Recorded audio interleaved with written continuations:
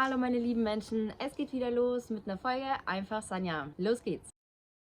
Falls du im letzten Video festgestellt hast, dass du einen Tinnitus hast und jetzt kommt schon die nächste Frage und zwar, bleibt dieser Tinnitus da? Dann möchte ich dir hier mit ein paar Informationen mitgeben, wie hoch die Wahrscheinlichkeit ist, dass dein Tinnitus da bleibt oder wieder weggeht. Man sagt, dass von 100%, die an Tinnitus erkranken, also erstmal einen akuten Tinnitus haben, 80% davon wieder der Tinnitus verschwindet. Das ist schon mal eine sehr gute Chance. Also die 20% bleiben, 80% verschwinden.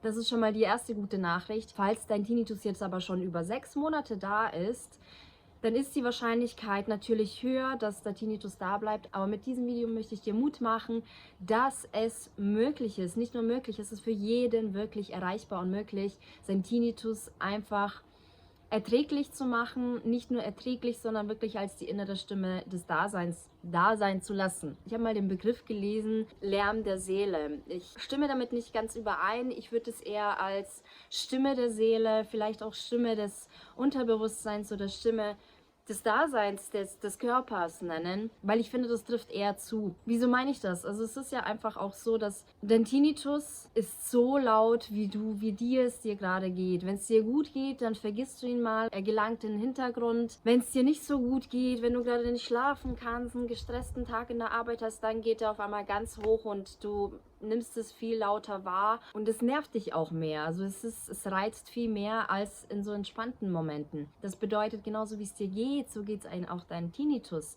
Es bedeutet, so wie es deiner Seele geht, aber auch dein Körper, so geht es deinem Tinnitus. Und deswegen würde ich das eher so als Stimme der Seele oder eher Stimme des Selbst nennen. Nochmal, es ist möglich, mit dem Tinnitus sehr gut zu leben. Es ist möglich zu lernen, die Wahrnehmung, den Fokus nicht auf den Tinnitus 24 Stunden zu haben, sondern wirklich gezielt deine Wahrnehmung auf das zu richten, was du willst.